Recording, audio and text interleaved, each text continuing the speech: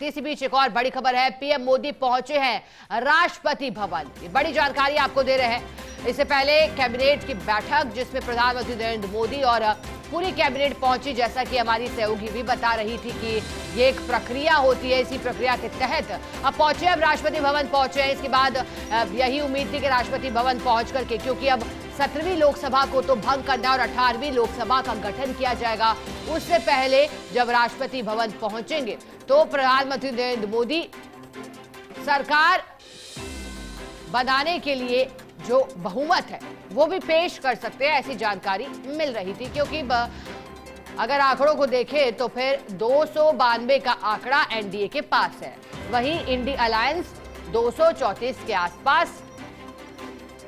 राष्ट्रपति भवन इसी बीच पहुंचे। अब देखिए, राजनीतिक हलचल तेज हो गई है। कल नतीजे सामने आने के बाद ही एक और दिल्ली में बैठक है। राजनेता दिल्ली पहुंच रहे हैं और तस्वीरें तो तब और रोचक हो जाती है जब एक ही विमान में दो अलग अलग दलों से संबंध रखने वाले नेता साथ पहुंचते हैं। और ये वही नेता हैं जो कभी साथ हुआ करते थे, एक मुख्यमंत्री तो दूसरा उप मुख्यमंत्री। लेकिन फिर तस्वीर बदली और नीतीश कुमार ने दामन थामा एनडीए का। लेकिन अब इसी बीच प्रधानमंत्री नरेंद्र मोदी राष्ट्रपति भवन पहुंचे हैं। अब 2 से 3 दिन देखिए हलचल भरे रहेंगे, क्योंकि इस बीच ये भी तय हो जाएगा कि आखिरकार एनडीए की सरकार जो बनती दिख रही है, एनडीए की सरकार बनती है और क्या वाकई एक बार फिर तीसरी बार प्रधानमंत्री नरेंद्र मोदी भारत के प्रधानमंत्री के तौर पर शपथ लेते हैं।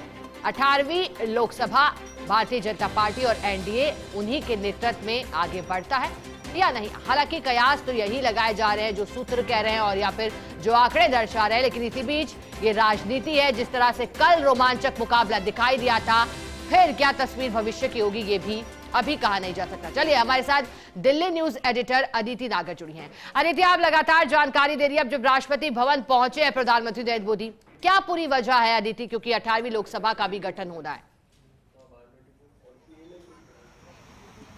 बिल्कुल, जाहिर तौर पे आज का दिन बेहद महत्वपूर्ण, चर्चाओं के साथ साथ बैठकों का दौर और उन बैठकों से निकलती बातें और बातें बेहद महत्वपूर्ण, क्योंकि वो जैसा 18वीं लोकसभा के साथ साथ सरकार के गठन और सरकार का एनडीए का गठन, जिसमें कई दल शामिल होंगे और कई दल शामिल होने के साथ साथ अपनी उम्मीदें और अपनी एक्सपेक्टेशंस रखेंगे।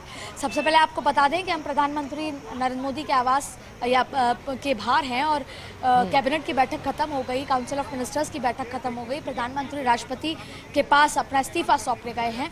ये एक पार्ट ऑफ प्रोसीजर है। 17वीं लोकसभा को भंग करने की सिफारिश अभी कैबिनेट की बैठक में की गई। सभी कैबिनेट के मंत्रियों ने अपना इस्तीफा दिया और अब प्रधानमंत्री नरेंद्र मोदी भी अपना इस्तीफा सौंपने गए हैं, जो कि एक बहुत ही ऑब्वियस और बहुत ही प्रोसीजरल पार्ट है इस पूरे उसका। अब बात होती है 18वीं लोकसभा का गठन, उससे पहले सरकार बनाने का दावा।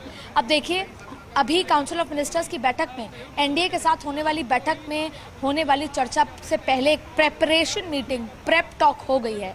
लेकिन इसके साथ साथ आपको ये भी बता दें कि एनडीए के साथ शाम को 4 बजे बैठक है। कई बार कहा जाता है कि ऊंट किस कपट बैठेगा। हालांकि बहुत ज्यादा संदेह और संभावनाएं नहीं है, क्योंकि सबसे पहले तो इस बैठक में क्या होना है, एनडीए के तमाम सदस्य इस बात पर सहमति जताएंगे कि हमें अपना नेता नरेंद्र मोदी के रूप में चाहिए। यानी एनडीए नरेंद्र मोदी के चेहरे पर सहमति रखता है और फिर उसी सहमति वाले जो लेटर होगा वो द्रौपदी मुर्मू यानी राष्ट्रपति को सौंपा जाएगा और दावा किया जाएगा सरकार बनाने का। ये पहला स्टेप है जो सबसे महत्वपूर्ण है। उसके बाद क्या होगा? उसके बाद होगी टेबल टॉक। जब राष्ट्रपति के पास जाएंगे तब भी एनडीए के चेहरे वहां पर उनके साथ जाएंगे। जब राष्ट्रीय अध्यक्ष जेपी नड्डा जाएंगे और उसके साथ एनडीए के कई नेता होंगे और वो सरकार बनाने का दावा करेंगे। और ये भी माना जा रहा है कि 8 तारीख शाम 8 बजे ये तय हो गया है कि नरेंद्र मोदी तीसरी बार शपथ लेंगे, जो कि इतिहास में बहुत बड़ी बात है। 1962 के बाद अब नरेंद्र मोदी तीसरी बार शपथ लेंगे बतौर प्रधानमंत्री। लेकिन इसके बीच में आता है प्रेशर टैक्टिक्स और बातचीत जो सही तरीके से होनी चाहिए, जो एनडीए के साथ है।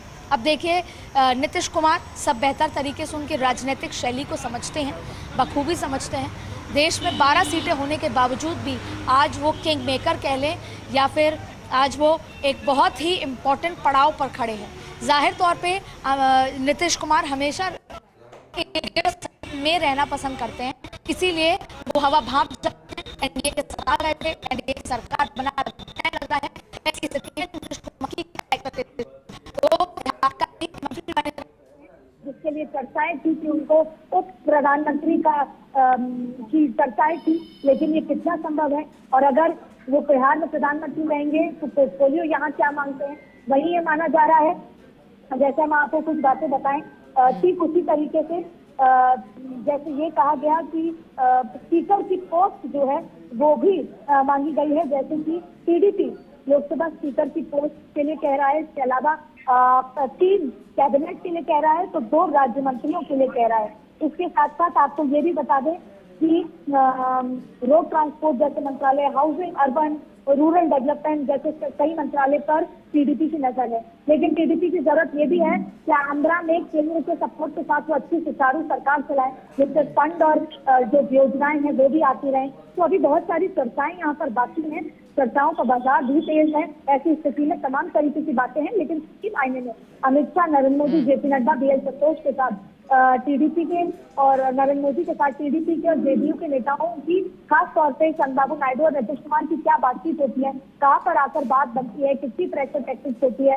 भारतीय जनता पार्टी देखिए कभी भी कमजोर शासन नहीं चलाती। ऐसी स्थिति में वो एनडीए का गठबंधन भी बहुत मजबूत तरीके से चलाना चाहती है, तो अच्छे एग्जाम्पल के साथ बड़े फैसले लेना चाहती है। ऐसी स्थिति में फिलहाल सबसे चुनौतीपूर्ण यही बात है कि कौन सा पोर्टफोलियो किसको जाएगा।